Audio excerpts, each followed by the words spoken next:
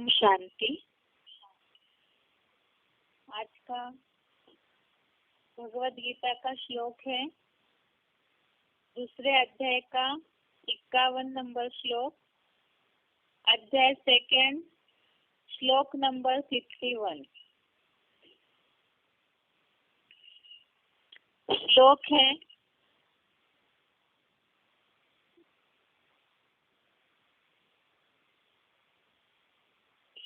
श्लोक है कर्मजं बुद्धियुक्ता हि फलं त्यक्त्वा मनीषिणः जन्म बंध विनिर्मुक्ता पदम गच्छन्त्यनामयम्। श्लोक दोबारा। कर्मजं बुद्धियुक्ता हि फलं त्यक्त्वा मनीषिणः जन्म बंध विनिर्मुक्ता पदम गच्छन्ति अनामयम्। संधि विच्छेद है कर्मजं बुद्धियुक्ता हि फलं त्यक्त्वा मनीषिणः जन्म बंध विनिर्मुक्ता पदम गच्छन्ति अनामयम्। संधि विच्छेद दोबारा। कर्मजं बुद्धियुक्ता हि फलं त्यक्त्वा मनीषिणः जन्म बंध विनिर्मुक्ता पदम गच्छन्ति अनामयम्। अभी शब्दों का अर्थ ही अर्थात क्योंकि बुद्धियुक्ता अर्थात बुद्धि लगाने वाले, मनीषिणः अर्थात ज्ञानी जन, कर्मजं अर्थात कर्म से उत्पन्न हुए, फलम त्यक्त्वा अर्थात फल को त्याग कर, जन्म बंध विनिर्मुक्ता अर्थात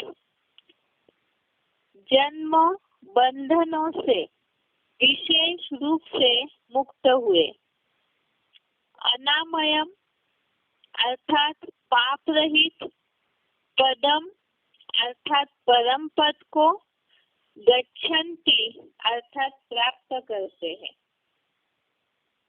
दोबारा एक बार शब्दों का अर्थ देखते हैं।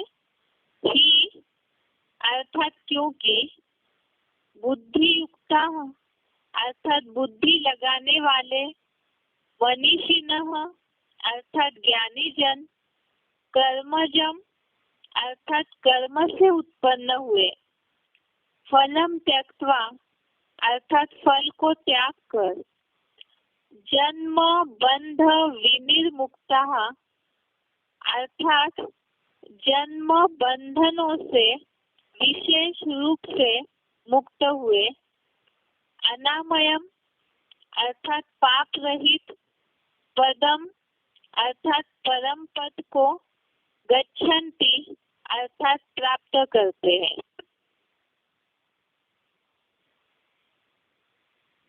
श्लोक का अर्थ है क्योंकि बुद्धि लगाने वाले ज्ञानी जन कर्म से उत्पन्न हुए फल को त्याग कर, जन्म बंधनों से विशेष रूप से मुक्त हुए, पाप रहित परम पद को प्राप्त करते हैं।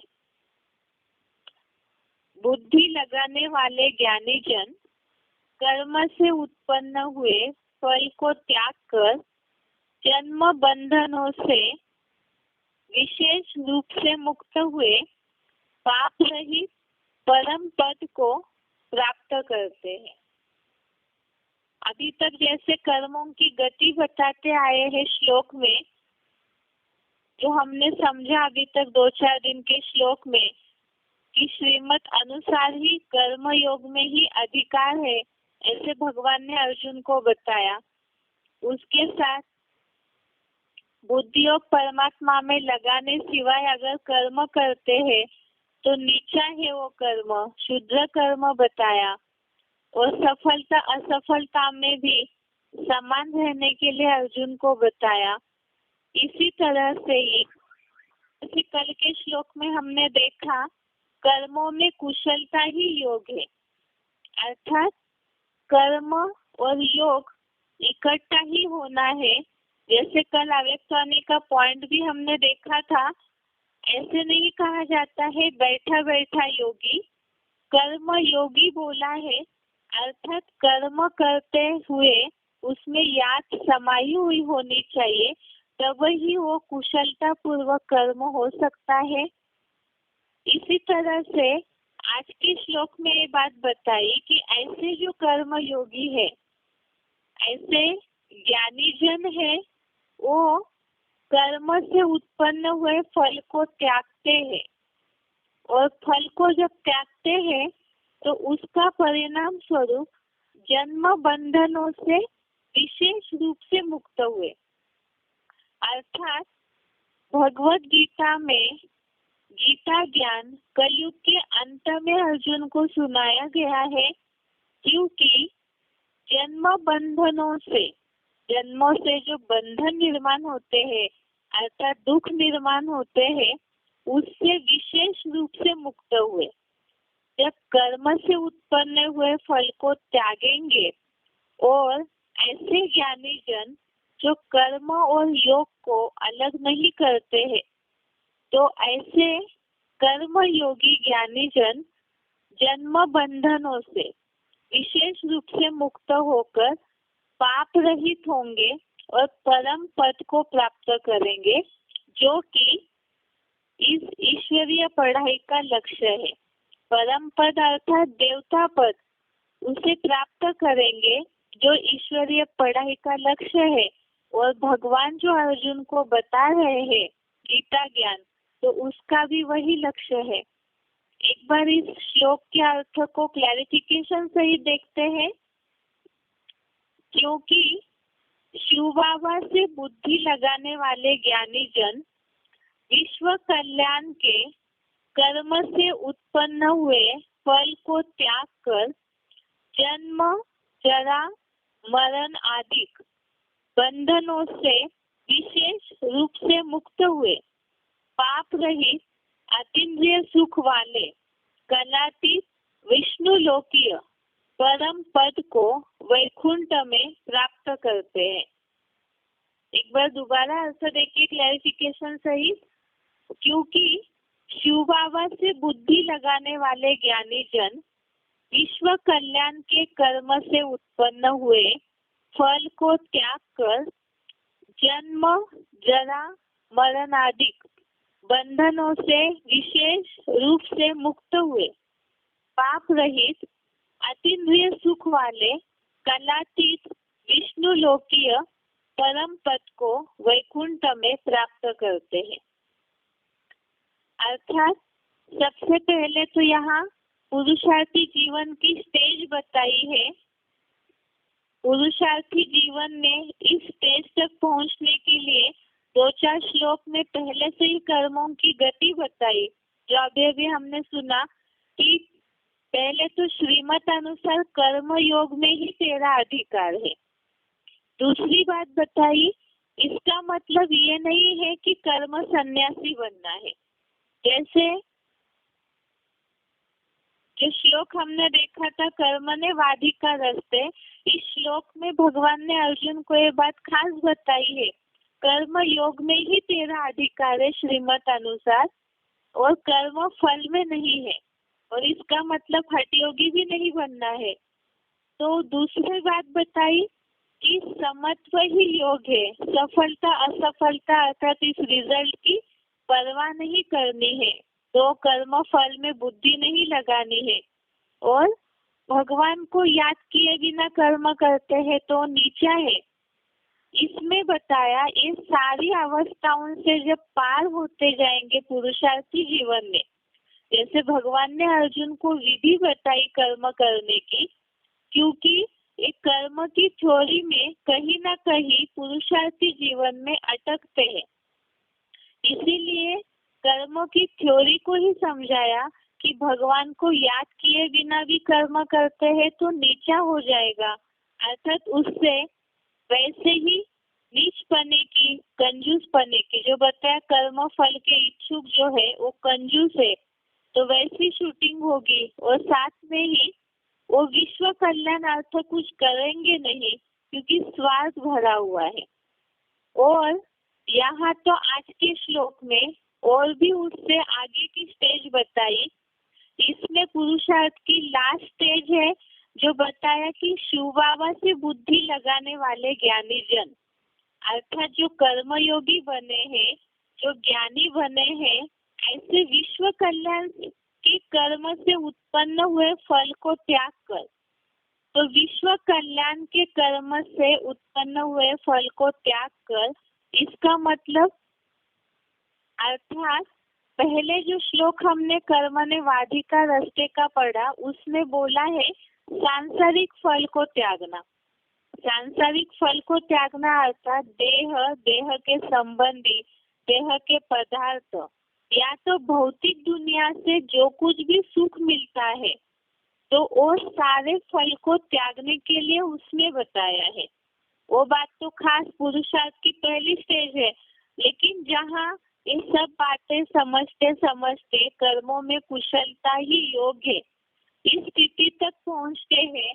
दुनियावी जो कर्म है तो कल के श्लोक में बताया अच्छे या बुरे समझे जाने वाले कर्म, अर्थात दान धर्म ये अच्छे समझे जाते हैं दुनिया में, और रिश्वत चोरी चकारी ये बुरे माने जाने वाले कर्म। बुद्धि योगी इन दोनों कर्मों को छोड़ देता है, अर्थात तो केवल ईश्वरीय सेवा का जो कर्म है उसी में ही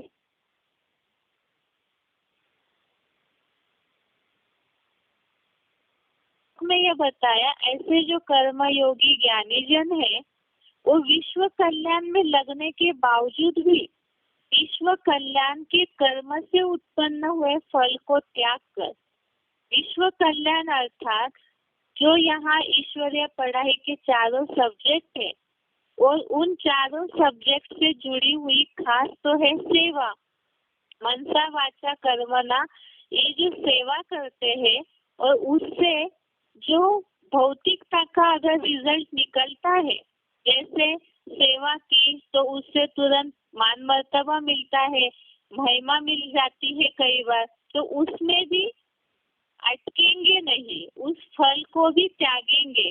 अर्थात जैसे हमने बेसिक कोर्स में पढ़ते समय श्लोक में पढ़ा था कि जो योगी है जिन्हें अतिशय सुख की परिभाषा पता चल जाती है, उसकी अनुभूति होने लगती है, तो परमार्थ को देख करके बाकी जो भी भौतिक दुनिया के सुख है उससे अपने आप ही उनकी बुद्धि हट जाती है। तो इसी तरह से ऐसे जो विश्व कल्याण के कर्म से उत्पन्न हुए फल को त्यागते हैं, जो कर्मयोगी बनेंगे, ज्ञानी बनेंगे, तो वो उन कर्मों के फल को भी त्यागेंगे जो विश्व कल्याण के कर्म से उत्पन्न होता है। और उसके साथ ही आगे बताया जब ऐसे फल को त्यागेंगे, मना कोई भी चाहे सांसारिक फल की भी अपेक्षा नहीं रखेंगे और ईश्वरीय सेवा का कर्म करते हुए भी कोई फल की इच्छा नहीं रखेंगे और फल जो मिलता है उसे भी त्यागेंगे, बुद्धि से उसे ग्रहण करेंगे नहीं। इसमें ऐसे होता है कई बार कि विश्व कल्याणार्थ भी जैसे ईश्वरीय सेवा करते हैं तो उस करते हैं, जैसे सेवा की महिमा मिली तो तेजी से सेवा करते रहेंगे, महिमा नहीं मिली या तो और भी उससे रिलेटेड बहुत सी बातें हैं, सुविधाएं मिलती है, ऐसे कुछ होता है, इसमें ही अटक जाते हैं। अगर वो नहीं मिला तो उमंग उत्साह कम हो जाता है। तो ये है सेवा से मिला फल, और उसको भी जो त्यागते हैं तो उनके लिए बताया कि जन्म जरा मरणादिक बंधनों से विशेष रूप से मुक्त हुए। अर्थात कलयुग में तो जन्म, जरा अर्थात बुढ़ापा और मरण। कलयुगी दुनिया में ये तीनों ही बंधन है। बंधन इसलिए है क्योंकि कहीं ना कहीं व्यक्ति अटका हुआ रहता है इसमें, और साथ में इससे जो दुख निर्माण होते हैं, बुढ़ापे का दुख है, जन्म के बाद जो जीवन जीते हैं उसमें भी देहभान के कारण बहुत सारे बंधन है, और मरण आदि का बंधन है। तो ये कलयुगी दुनिया में देह के पिंजरे में बंध गए तो ये सारे बंधन आते हैं। लेकिन जिन्होंने सांसारिक कर्म फल को भी त्यागा है और विश्व कल्याण के कर्म से उत्पन्न हुए फल को भी त्यागा है, अर्थात केवल कर्म करना, इसे ही ईश्वरीय सेवा का कर्म करना, उसे ही महत्व देते। वो कर्म कौन सा? इसे भी हमने समझा कर्म योगी बनकर, जिसमें याद, शिव बाबा की याद जुड़ी हुई है और साथ में ज्ञान अर्थात समझ भी है। तो ये दोनों की जोड़ के साथ जो कर्म करते हैं तो ऐसी आत्माएं कर्मातीत बन जाती है, बंधनों से विशेष रूप से मुक्त हुए, अर्थात इन सारे बंधनों का उनके ऊपर असर नहीं होगा, उससे वो मुक्त हो जाते हैं। जब कर्म से अतीत स्टेज बन जाएगी तो संकल्पों पे भी उसका प्रभाव पड़ेगा, क्योंकि कर्म और संकल्प ये दोनों अरस परस है। और ऐसे संकल्पों में जिनके सात्विकता आएगी, जिसे मुरलियों में शिव बाबा सत्संकल्प कहते हैं, तो उससे जो वाइब्रेशंस बनेंगे, सात्विक श्रेष्ठ वाइब्रेशन बनेंगे, उन वाइब्रेशन के अंदर शरीर एक ऐसी स्थिति में स्थित हो जाता है कि वो निरोगी बनने लगता है। और ऐसी आत्माएं जो कर्म से अतीत हो जाती है, कर्म का उनके ऊपर कोई असर नहीं होता है, तो पाप रहित हो जाते हैं। कर्म में अटैचमेंट ही नहीं है, ना उसके फल में अटैचमेंट है, तो ऐसे पाप रहित हो जाते हैं। और जब कर्म से अतीत हो गए तो अतीन्द्रिय सुख वाले कलातीत विष्णु लोकीय परम पद को वैकुंठ में प्राप्त करते हैं। तो इसमें पुरुषार्थ की एक स्टेज बताइए अंतिम, कि इस तरह का पुरुषार्थ होना चाहिए। पुरुषार्थी जीवन में युद्ध करते करते भगवान ने जो कर्मों का युद्ध है उसके बारे में अर्जुन को समझाया कि ऐसे कर्म योगी बन, इस कुरुक्षेत्र में, कर्मों के क्षेत्र में कर्म योगी और ज्ञानी बनकर सारे फलों को जो त्यागेंगे वो बंधनों से मुक्त होकर कर्मातीत बन जाएंगे, पाप रहित बन जाएंगे। और जैसे देवताओं का कर्म अकर्म होता है, उसका कोई पाप नहीं बनता, तो ऐसे पाप रहित होकर के संगमयुगी स्वर्ग में ही अतीन्द्रिय सुख वाले, यहाँ जन्म, जरा, मरणादि बंधनों से विशेष रूप से मुक्त हुए, अर्थात जीवन मुक्त अवस्था, जो शिव बाबा ने लक्ष्य दिया हुआ है, गीता ज्ञान अमृत जो धारण करेंगे बुद्धि से अपने जीवन में, पुरुषार्थी जीवन में, तो अमर पद को पाते हैं, अर्थात जन्म विशेष रूप से मुक्त होकर अतीन्द्रिय सुख वाले कलातीत विष्णु लोकीय परम पद को वैकुंठ में प्राप्त करते हैं, अर्थात जीवन मुक्त अवस्था की परम पद की इसी दुनिया में उनको प्राप्ति हो जाती है। ये आज के श्लोक का अर्थ है। और साथ में ही ये पुरुषार्थी जीवन की अंतिम स्टेज, जब कर्मातीत बन जाएंगे, कर्म से अतीत हो जाएंगे, कर्मों का कोई लेपछेप नहीं लगेगा, तब ही देवता पने की परम पद की प्राप्ति हो जाएगी। इसी श्लोक से रिलेटेड अव्यक्तवाणी के पॉइंट है, उससे और अच्छी रीति से समझ में आएगा। एक बार उस अव्यक्तवाणी के पॉइंट को पढ़ते हैं। पहले तो श्लोक का उच्चारण सुनते हैं, उसके बाद पॉइंट देखेंगे।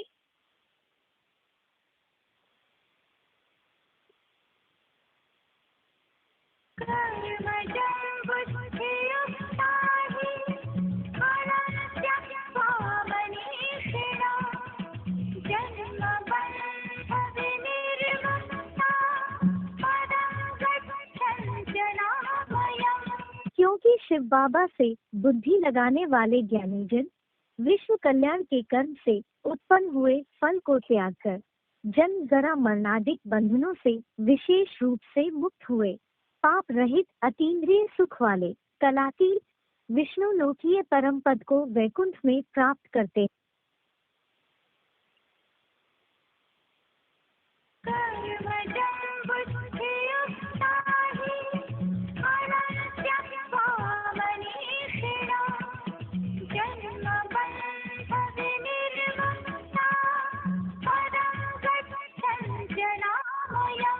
क्योंकि शिव बाबा से बुद्धि लगाने वाले ज्ञानीजन विश्व कल्याण के कर्म से उत्पन्न हुए फल को त्याग कर जन्म जरा मरणादिक बंधनों से विशेष रूप से मुक्त हुए पाप रहित अतीन्द्रिय सुख वाले कलातीत विष्णु लोकीय परम पद को वैकुंठ में प्राप्त करते हैं।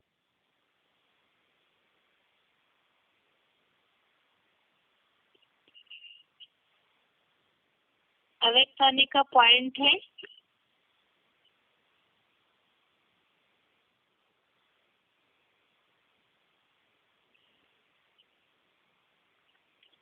अवेक्षानी डेट है 14 अक्टूबर डेट 14 अक्टूबर 81। पॉइंट है टाइटल ही है कर्म योगी। कर्म करते याद में रहने वाले सदा न्यारे और प्यारे होंगे और हल्के होंगे। किसी भी कर्म में बोझ अनुभव नहीं करेंगे। कर्म योगी को ही दूसरे शब्दों में कमल पुष्प कहा जाता है। पॉइंट दोबारा एलेक्सानी डेट 14 अक्टूबर 81। टाइटल ही है कर्म योगी। कर्म करते याद में रहने वाले सदा न्यारे और प्यारे होंगे, हल्के होंगे। किसी भी कर्म में बोझ अनुभव नहीं करेंगे। कर्म योगी को ही दूसरे शब्दों में कमल पुष्प कहा जाता है। दूसरा पॉइंट है अवेक्षानी डेट 24 सितंबर 92। अवेक्षानी डेट 20। पॉइंट है कर्म के बंधन में आना अर्थात कर्म में फंसना। और जो न्यारा प्यारा होता है वह कर्म करके भी कर्म के बंधन में नहीं आता। कर्म योगी बन कर्म करता है। अगर कर्म के बंधन में आएंगे तो खुशी गायब हो जाएगी क्योंकि कर्म अच्छा नहीं होगा।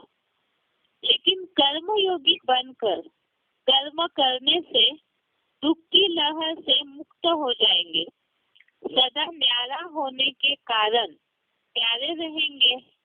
तो समझा कैसे रहना है। कर्म बंधन मुक्त। कर्म का बंधन खींचे नहीं, मालिक होकर कर्म कराए। मालिक न्यारा होता है ना, मालिक होकर कर्म करना इसे कहा जाता है बंधन मुक्त। पॉइंट दोबारा कर्म के बंधन में आना अर्थात कर्म में फंसना। और जो न्यारा प्यारा होता है वह कर्म करते भी कर्म के बंधन में नहीं आता। कर्म योगी बन कर्म करता है। अगर कर्म के बंधन में आएंगे तो खुशी गायब हो जाएगी क्योंकि कर्म अच्छा नहीं होगा।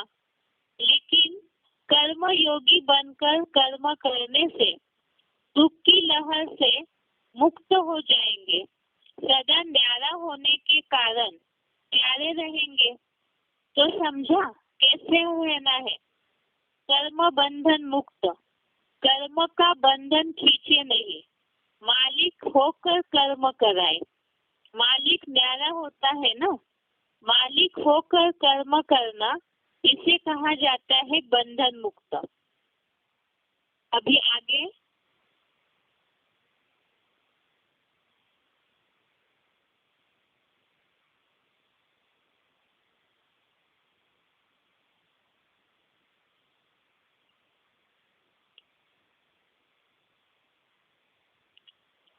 कर्म के बंधन से मुक्त, इसको ही कर्मातीत कहते हैं। कर्म से अतीत हो जाओ, कर्म से न्यारे नहीं, कर्म के बंधन में फंसने से न्यारे, इसको कहते हैं कर्मातीत। कर्मयोगी स्थिति कर्मातीत स्थिति का अनुभव कराती है। आवेशवाणी डेट है 23 जनवरी 87। आवेशवाणी डेट 23 जनवरी 87। पॉइंट दोबारा, कर्म के बंधन से मुक्त, इसको ही कर्मातीत कहते हैं। कर्मातीत का अर्थ यह नहीं है कर्म से अतीत हो जाओ, कर्म से न्यारे नहीं, कर्म के बंधन में फंसने से न्यारे, इसको कहते हैं कर्मातीत। कर्मयोगी स्थिति कर्मातीत स्थिति का अनुभव कराती है। आगे का पॉइंट है आवेशवाणी 22 नवंबर 72। आवेशवाणी डेट 22 नवंबर 72। पॉइंट है, जैसे पार्ट बजाते समय चोला धारण करते हो, कार्य समाप्त हुआ, चोला उतारा, 1 सेकंड में धारण करेंगे, 1 सेकंड में न्यारे हो जाएंगे। जब यह प्रैक्टिस हो जाएगी, फिर यह कर्म भोग भी कर्म योग का रूप हो जाएगा। कर्म योग से ही कर्म भोग समाप्त होगा। जैसे इंजेक्शन लगाकर दर्द को खत्म कर देते हैं, ऐसे ही यह स्मृति स्वरूप का इंजेक्शन लगाकर और देह की स्मृति से गायब हो जाए। दोबारा पॉइंट, जैसे पार्ट बजाते समय चोला धारण करते हो, कार्य समाप्त हुआ, चोला उतारा, 1 सेकंड में धारण करेंगे और 1 सेकंड में न्यारे हो जाएंगे। जब फिर यह कर्म भोग भी कर्म योग का रूप हो जाएगा। कर्म योग से ही कर्म भोग समाप्त होगा। जैसे इंजेक्शन लगाकर दर्द को खत्म कर देते हैं, ऐसे ही यह स्मृति स्वरूप का इंजेक्शन लगाकर और देह की स्मृति से गायब हो जाए। आवेशवाणी डेट 22 नवंबर 72। अभी आगे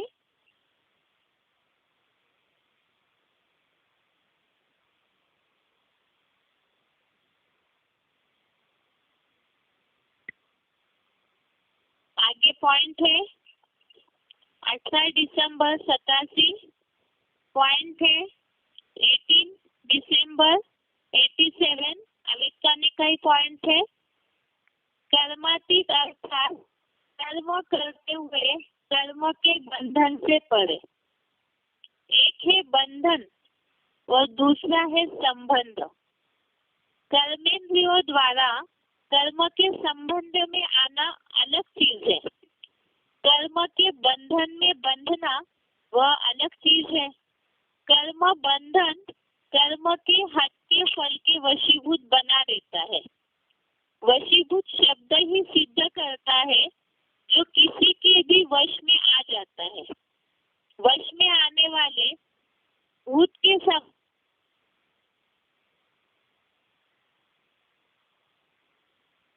बन जब प्रवेश होती है तो मनुष्य आत्मा की क्या हालत होती है? परवश वो भटकते रहते हैं। ऐसे कर्म के वशीभूत अर्थात कर्म के विनाशी फल की इच्छा के है, तो कर्म भी बंधन में बांध बुद्धि द्वारा भटकाता रहता है। इसको कहा जाता है कर्म बंधन, जो स्वयं को भी परेशान करता है और दूसरों को भी परेशान करता है। कर्मातीत अर्थात कर्म के वश होने वाला नहीं, लेकिन मालिक बन, अथॉरिटी बन, कर्मेंद्रियों द्वारा कर्म कराए। आत्मा मालिक को कर्म अपने अधीन न करे, लेकिन अधिकारी बन कर्म कराता रहे। कर्मेंद्रिया अपने आकर्षण में आकर्षित करती है, अर्थात कर्म के वशीभूत बनते हैं, अधीन होते हैं, बंधन में बंधते हैं। कर्मातीत अर्थात इससे अतीत अर्थात न्यारा। आँख का काम है देखना, लेकिन देखने का कर्म कराने वाला कौन है? आँख कर्म करने वाली है और कर्म कराने वाली है। तो कराने वाली आत्मा करने वाली कर्मेंद्रिय के वश हो जाए, इसको कहते हैं कर्म बंधन। कर्मातीत आत्मा संबंध में आती है, लेकिन बंधन में नहीं रहती। कभी कभी कहते हो ना कि बोलना नहीं चाहते थे लेकिन बोल दिया, करना नहीं चाहते थे लेकिन कर लिया, इसको कहा जाता है कर्म के बंधन में वशीभूत आत्मा। पॉइंट एक बार दोबारा देखिए। नंबर 87, कर्मातीत अर्थात कर्म करते हुए कर्म के बंधन से परे। एक है बंधन और दूसरा है संबंध। कर्मेंद्रियों द्वारा कर्म के संबंध में आना अलग चीज है। कर्म के बंधन में बंधना वह हाथ के फल के वशीभूत बना देता है। वशीभूत शब्द ही सिद्ध करता है जो किसी के भी वश में आ जाता है। वश में आने वाले भूत के समान भटकने वाले बन जाते हैं। जैसे अशुद्ध आत्मा भूत बन जब प्रवेश होती है तो मनुष्य आत्मा की क्या हालत होती है? परवश वो भटकते रहते हैं।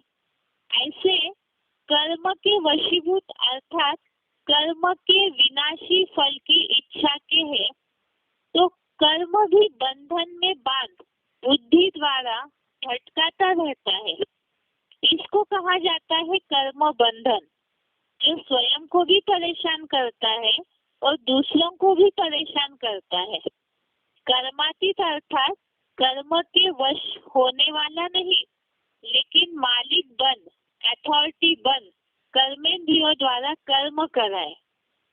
आत्मा मालिक को कर्म अपने अधीन न करे, लेकिन अधिकारी बन कर्म कराता रहे। कर्मेंद्रिया अपने आकर्षण में आकर्षित करती है, अर्थात कर्म के वशीभूत बनते हैं, अधीन होते हैं, बंधन में बंधते हैं। कर्मातीत अर्थात इससे अतीत अर्थात न्यारा। आँख का काम है देखना, लेकिन देखने का कर्म कराने वाला कौन है? आँख कर्म करने वाली है और कर्म कराने वाली है। आँख कर्म करने वाली है या कर्म कराने वाली है, तो कराने वाली आत्मा करने वाली कर्मेंद्रिय के वश हो जाए, इसको कहते हैं कर्म बंधन। कर्मातीत आत्मा संबंध में आती है। कभी कभी कहते हो ना कि बोलना नहीं चाहते थे लेकिन बोल दिया, करना नहीं चाहते थे लेकिन कर लिया, इसको कहा जाता है कर्म के बंधन में वशीभूत आत्मा। अभी आगे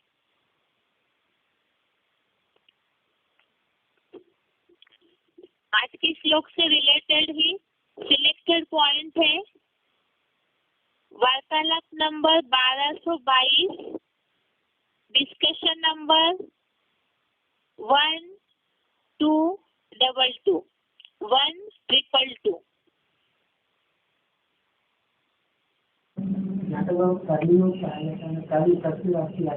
रहो ना, ज्यादा अगर याद में खो जाते हैं तो कर्म को ही भूल जाते हैं। योग है कर्म से कौशलम। जो सच्चा योग है कर्मों में कुशलता लाता है। कर्म जो है अच्छे बनते हैं, श्रेष्ठ बनते हैं। दूध फैल गया तो कर्म क्या हुआ कि हम बाबा की याद में दूध गर्म कर रहे थे, वो क्या तुम्हारा बाबा की याद कैसी है तो दूध लुढ़क गया। नेहरू की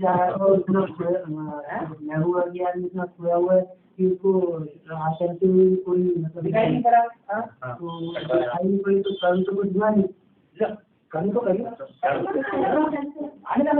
आने जाने का कर्म कर रहा है, आँखों को खुली रखने का कर्म कर रहा है या बंद रखने का कर्म कर रहा है? तो फिर ऐसे कैसे कह दिया कर्म नहीं कर रहा है? लेकिन कर्म का जो फल है वो नहीं मिला। कर्म अकर्म हो गया, न पाप कर्म बने न पुण्य कर्म बने। कोई भी काम ऐसे संपन्न किया जा सकता है पूरा, थोड़े समय के लिए मन विकार हो जाता है, पावरफुल आदमी काम कर रहे हैं। आप जिस व्यक्ति से बात कर रहे हैं उसने आपकी कॉल को होल्ड पर रखा है, कृपया लाइन पर बने रहें। The person you are speaking with has put your call on hold. Please stay on the line. आप जिस व्यक्ति से बात कर रहे हैं उसने आपकी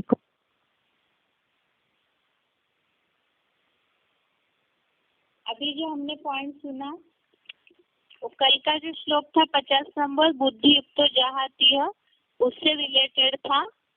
इसी से 50 नंबर श्लोक सेकेंड अध्याय का श्लोक नंबर 50 इसी से रिलेटेड और एक पॉइंट है वार्तालाप नंबर 1748 डिस्कशन नंबर 1748। युक्ति युक्त कुशलता ही योग है, इसलिए योग के लिए झुक जा, इसलिए योग के लिए झुक जा, झुक जा योग में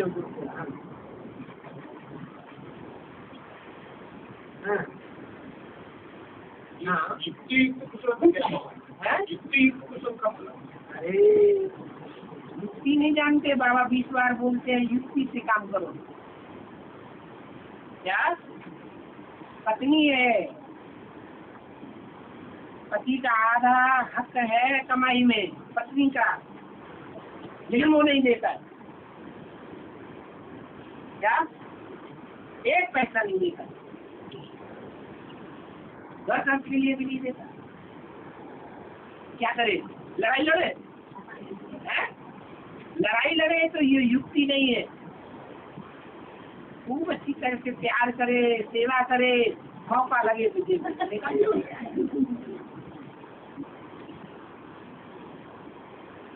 दूसरों को अवसर करके आलस क्या आता है, ये चीज उठा देना, वो चीज उठा देना, तिजोरी में नोटों की गद्दी पड़ी है वो उठा देना, नोटों की गद्दी उठाई, 2 गद्दी ऊपर फेंक दिया, ताला लगा दिया, चाबी दे दी, गद्दी उठा दिया, अपने काम पे युक्ति है या पाप किया? अरे बोलो ना, ये पाप है या पुण्य है या युक्ति है? युक्ति है, अपना इतना लेना है कि नहीं लेना, झगड़े से लेना अच्छा या युक्ति से लेना अच्छा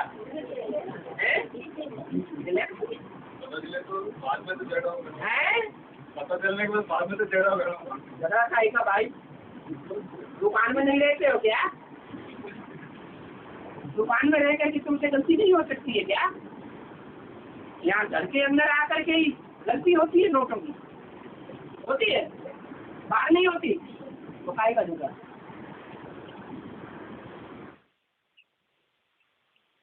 आगे आज के श्लोक से रिलेटेड पॉइंट है selected point number 62, selected point number 62 VCD 535 से लिया हुआ। तो जब इस सृष्टि पर वो आता है तो हमको यही सिखाता है। क्या सिखाता है? कि कर्म तो भल करो, सन्यासियों के विषय कर्म धारा नहीं छोड़नी, कर्म सन्यासी नहीं बनना है, लेकिन क्या करना है?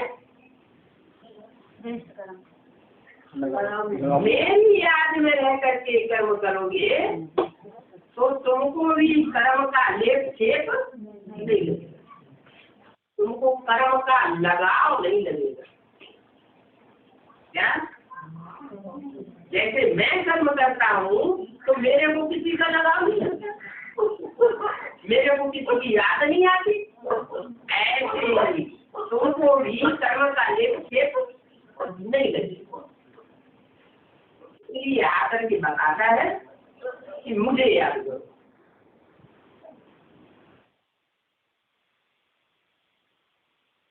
आगे का पॉइंट है selected point number 80, selected point number 80।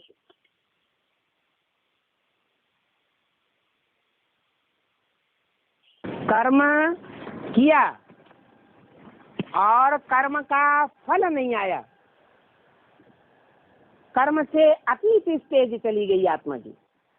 कर्म जैसे किया किया न किया। एक कर्म इंद्रियों से कर्म करते हैं और जिसके साथ जो कर्म किया है वो बुद्धि में छप जाता है, निकलता ही नहीं। जैसे आंख कभी किसी को लगाव पूर्वक देख लेती है, अगर लगाव पूर्वक देख लिया और वो बुद्धि में छप गया, दिल में छप गया, छाप पड़ गई तो निकलता नहीं। और एक ऐसा है, देख तो लिया लेकिन कोई असर दिल के ऊपर नहीं पड़ा, मन ज्यों का त्यों साफ बना रहा, कोई दाग भी नहीं आया, तो उसको कहेंगे कर्मातीत। देखते हुए न देखना। ऐसे ही हर कर्म इंद्रियों के लिए, कर्म इंद्रियों से कर्म करते हुए जैसे नहीं किया, कोई असर नहीं पड़ा।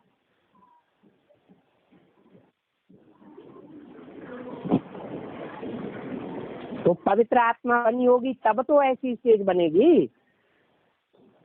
अगर अपवित्र होगी, कट चढ़ी हुई होगी देह भान की, तो देह की कशिश खींचेगा या नहीं खींचेगा?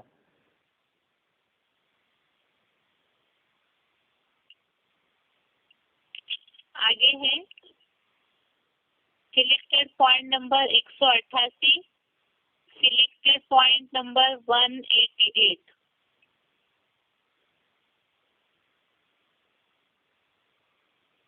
अंत में 8 ही निकलेंगे जिनकी निरंतर याद की स्टेज होगी। अगर निरंतर अभी याद में हो जावे तो कर्मातीत अवस्था हो जावे। कैसी अवस्था हो जावे? कर्म जो कर्मेंद्रियों से करते हैं, उन कर्मेंद्रियों के कर्म करने से मन बुद्धि बिल्कुल उपराम हो जावे। कर्म इंद्रियों से कर्म भले करेंगे लेकिन उसका पाप पुण्य उनको छू नहीं सकता। जो बात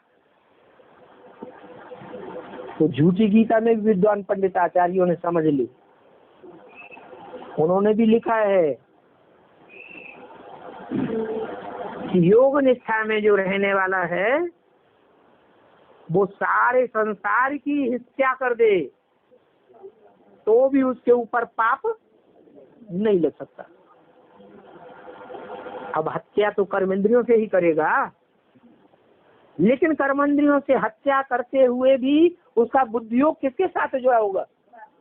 बाप के साथ जुड़ा होगा। तो बाप उसे एक्यूरेट कर्म कराएगा या गलत कर्म कराएगा?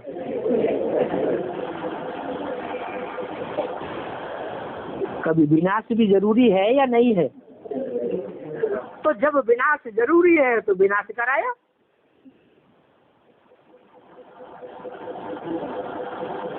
तो बोला ज्ञान की पराकाष्ठा आ जाती है तब होती है कर्मातीत अवस्था। इस कर्मातीत अवस्था में मेहनत है क्या है? कर्मातीत अवस्था में मेहनत है। मान लो आंखें हैं, आंखें भी इंद्रियां हैं कि नहीं है इंद्रियां। आंखों से संग का रंग लगता है या नहीं लगता है? और आंखों से पाप कर्म बनता है या नहीं बनता है? आंखों से लगाव पूर्वक किसी को लगातार देखा तो जिसको देखेंगे अगर वो थोड़ी अबला आत्मा है तो प्रभाव में आवेगी या नहीं आवेगी? और जो प्रभाव में आवेगी उसको याद आएगा कि नहीं आएगा? फिर वो याद सताएगी या नहीं सताएगी? है? फिर वो याद सताएगी। और जब देहधारी की याद लगातार सताएगी तो पाप कर्म बनेगा, पुण्य कर्म बनेगा। तो जिसने ये दुष्कर्म किया और जिसने कराया, दोनों को पाप लगेगा कि एक को लगेगा? दोनों को पाप लगेगा। अब वो तथाकथित जो ब्राह्मण योग लगाते हैं वो तो 4-4 घंटे 8-8 घंटे सारी रात याद में बैठ जाते हैं और आंखों से एक दूसरे को देखते रहते हैं। तो कम उम्र की कन्याएं माताएं, उनकी दृष्टि विचलित होती होगी या नहीं होती होगी? फिर वो भागेंगी या नहीं भागेंगी? आश्रम का नाम बदनाम होगा या नहीं होगा? आश्रम का नाम बदनाम होगा। बाप का नाम ब्रह्मा की दाढ़ी की लाज कहेंगे नहीं रखी। तो इंद्रियों से पाप कर्म भी होता है और इंद्रियां पाप पुण्य से परे भी हो जाती है। वो कब होंगी? बाप की निरंतर याद रहे। क्या? निरंतर याद रहे तो उस दृष्टि से जो 8 निकलेंगे वो देखेंगे कोई को तो भी उनका कोई पाप नहीं बनेगा। क्यों? क्योंकि ऐसी अवस्था कर्मातीत स्टेज बनाई हुई है।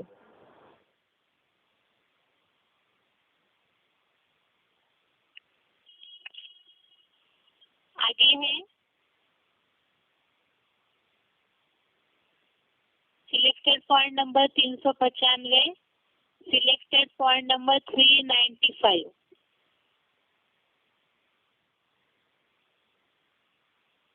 तो जिस मुकर्रर रथ में परमात्मा पार्टधारी हीरो पार्टधारी में प्रवेश करता है उसकी कर्मातीत अवस्था होती है। तो फिर क्या होता है? हाँ, सबकी कर्मातीत अवस्था नंबरवार पुरुषार्थ अनुसार होती ही जाती है। पहले बीज रूपात्माओं की होती है, फिर आधार मूर्त जड़ों की होती है, फिर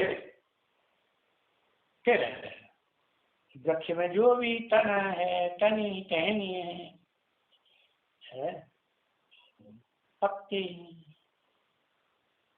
कलियां हैं, फूल हैं, फल हैं, सबका कल्याण होगा कि नहीं होगा? सबका कल्याण होगा, सबकी कर्मातीत अवस्था। कर्मातीत अवस्था की निशानी क्या होगी? पहली निशानी है निर्वाण धाम वासी, निर्वाण स्थित।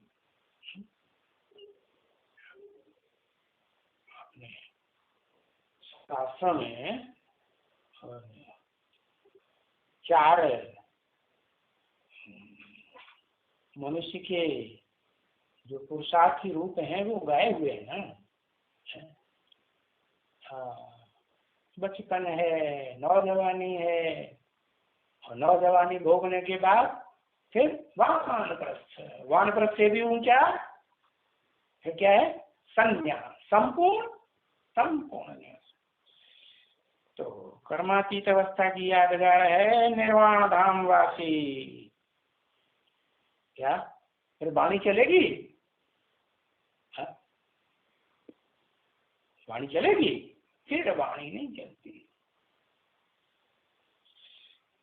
तो निर्वाण धाम जा करके निर्वाण पद पाएंगे। तो निर्वाण पद पाने के लिए वाणी से परे की स्टेज का पद पाने की ऐसे ही सारी बात सबको समझा सके, है ना। तो ऊंची स्टेज है ना, उसके लिए मेहनत तो करनी पड़ेगी ना।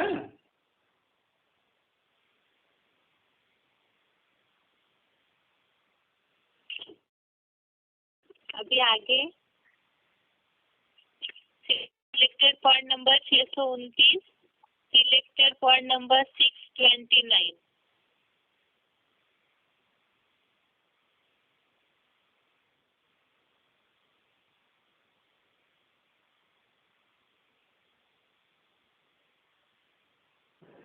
कर्मातीत अवस्था वाले को कोई भी प्रकार का दुख नहीं हो सकता।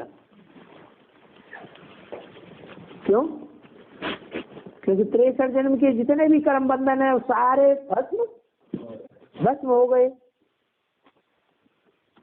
तो ऐसी आत्मा इस छीछी शरीर में, इस छीछी दुनिया में रह नहीं सकती,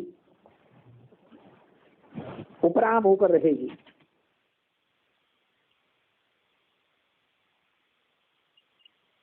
अभी आगे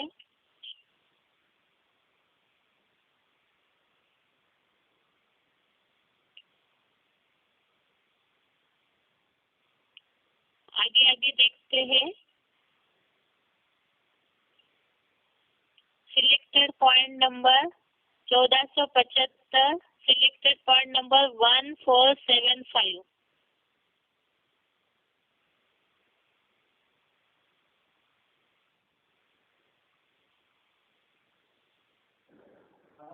हाँ, जो अवस्था जब बनती है तो 2.5 साल में चलते हैं।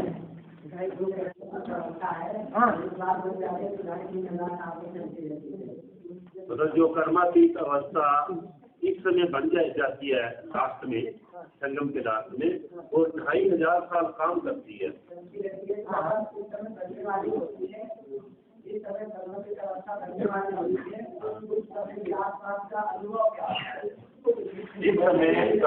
जो कर्मातीत अवस्था को पहुंच जाएगा वो चाहे अच्छे कर्म करे चाहे बुरे कर्म करे, चाहे पाप कर्म करे कर्म इंद्रियों से दुनिया के नजरों में, और चाहे पुण्य का कर्म करे, उसके ऊपर कोई लेप छेप नहीं लगेगा, उसकी अवस्था खराब नहीं होगी, तो सदैव खुशी में हर्षित रहेगा। जैसे बोला है, जो आत्मनिष्ठ हो जाता है वो सारे संसार की हत्या कर दे तो भी उसके ऊपर कोई पाप नहीं लगता। ये खुशी ही इस बात का प्रमाण है, तौल है कर्मातीत अवस्था होने की।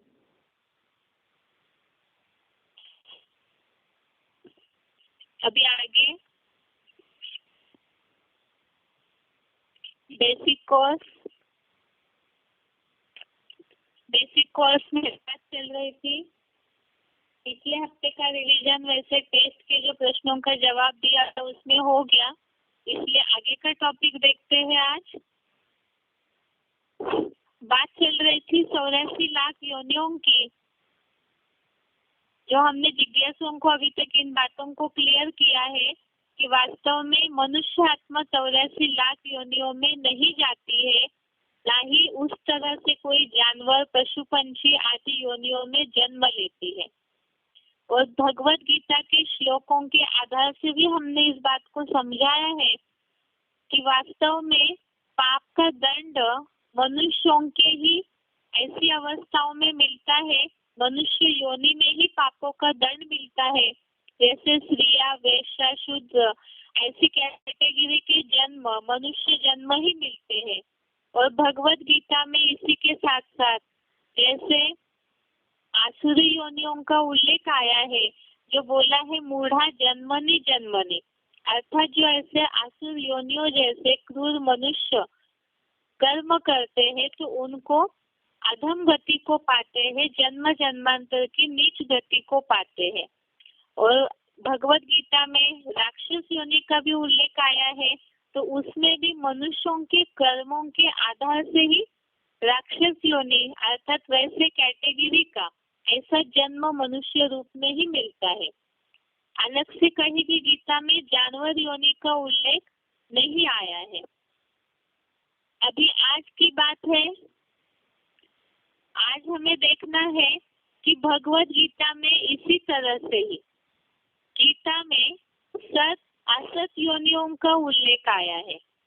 ये सत और असत योनियां क्या है, इससे देखने के पहले एक श्लोक देखते हैं। ये श्लोक हमने पहले भी देखा है कि मनुष्य जो है वो प्रकृति के जो सत्वस्तम 3 गुण है, इसके कारण वास्तव में जन्म लेने के लिए बंधा हुआ है।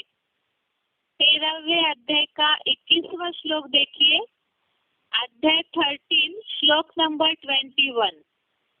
इसमें जैसे मनुष्य जो है वो अपने पापों का दंड भोगने के लिए पाप योनियों में, मूढ़ योनियों में, आसुरी योनियों में जन्म लेता है।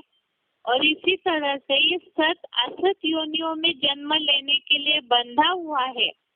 वो सत और असत योनियां क्या है, यही वास्तव में वर्णन भगवत गीता में बताया है। 13वें अध्याय का 21वां श्लोक देखिए। श्लोक है, पुरुषः प्रकृतिस्थो हि भुंक्ते प्रकृति जान गुणान कारणम गुण संगस्य सत सद्योनि जन्मसु।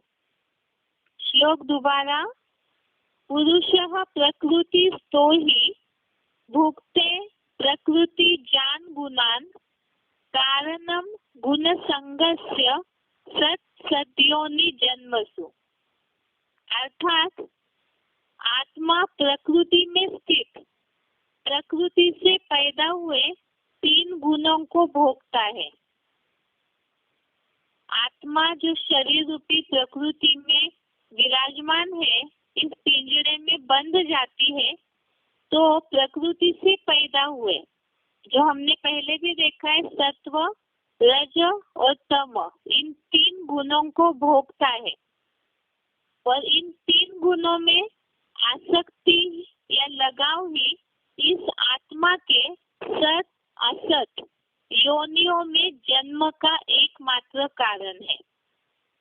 इसमें भी जैसे बताया, कर्मों का दंड के रूप में या कर्मों के फल के रूप में, अच्छे या बुरे कर्मों का जो रिजल्ट है उसके रूप में ही मनुष्य जन्म मरण के चक्र में आने के लिए बंधा हुआ है। और ये जो जन्म मरण का चक्र है, इसका कारण बताया कि सत रज तम, इन 3 गुणों में आसक्ति या लगाव जो है वह आत्मा को योनियों में जन्म का एकमात्र कारण है। इसमें सत असत योनि का अर्थ क्लैरिफिकेशन में लिखा है देव, दानव, आसुर आदि योनियों में जन्म का एकमात्र कारण है। तो इसमें ये बात आई आज के श्लोक में कि वास्तव में गीता में ये बात का उल्लेख नहीं आया कि इस तरह से गुणों में आसक्त होने के कारण कोई जानवर बनता हो, बिल्ली, कुत्ता बनता हो, ऐसे कहीं नहीं उल्लेख आया। बल्कि यहाँ सत और असत योनि का उल्लेख देव, दानव, आसुर आदि योनियों में जन्म का एकमात्र कारण है, ये बताया। अब ये जो सत असत योनियां है, इसको तो इधर क्लैरिफिकेशन में लिखा है भावार्थ में, साथ में ही अब इस सत असत योनियों का और ये 3 गुण सत रज तम, इन 3 गुणों का क्या संबंध है। जैसे हमने 14वें अध्याय का 15वां श्लोक देखा था, इसमें राक्षस योनि, राक्षसी जन्म अर्थात मूढ़ योनि बताया। और 16वें अध्याय का 20वां श्लोक, 16 अध्याय का 20 श्लोक, इसमें हमने देखा था कि जो तामसी गुण वाले हैं और मूर्ख लोग आसुरी योनियों को पाते हैं। तो ये जो तामसी गुणों का उल्लेख जो हमने देखा है, तामसी गुण अर्थात आसुरी योनि वाले हैं, जहाँ बताया मूढ़ा जन्मनी जन्मनी अर्थात अधम गति को पाते हैं, आसुरी योनियों में उनको फेंकता हूँ, इस तरह से गीता में जो शब्द आए हुए हैं भावार्थ में, तो तामसी योनि वाले, तामसी गुण वाले असुर है। इसके विपरीत सात्विक गुण वाले देवता योनि को पाते हैं, ऐसे कहा जाएगा क्या? माना क्या गीता में इसका उल्लेख स्पष्ट आया हुआ है? इसके लिए ही हम देखेंगे गीता में देवताएं जन्म लेते हैं, सत और असत योनियों में अंतर क्या है? सत रज तम इन गुणों में बंधने के कारण मनुष्य जन्म के लिए बंधा हुआ है, और वो जन्म जो है बताया सत असत योनियों का एकमात्र कारण है मनुष्य के जन्म का। और इस सत और असत योनि इन दोनों में अंतर क्या है? जैसे सत योनि अर्थात उसके शब्द में ही वास्तव में अर्थ समाया हुआ है, लेकिन फिर भी श्लोक से हम जिज्ञासुओं को और क्लियर करेंगे। वास्तव में सत और असत योनि माना ही देवता और असुर है, और इसी के लिए ही गीता में कर्म में जो मनुष्य आत्मा बनती है और उसके फल के रूप में ही सत असत योनियों में जन्म मिलता है, और वो क्या है उसके लिए भी गीता में क्लियर किया है। इसे और अच्छे से समझने के लिए कल हम देखते हैं गीता का 14वें अध्याय का 14वां श्लोक और 18वां श्लोक। इसमें बहुत स्पष्ट रीति से बताया है कि जब सत्व गुण बढ़ जाता है तो निर्मल लोक को पाता है, और साथ में ही ऐसे जो सत्व गुण वाले हैं वो ऊपर जाते हैं और तामसी गुण वाले अधोगति को पाते हैं।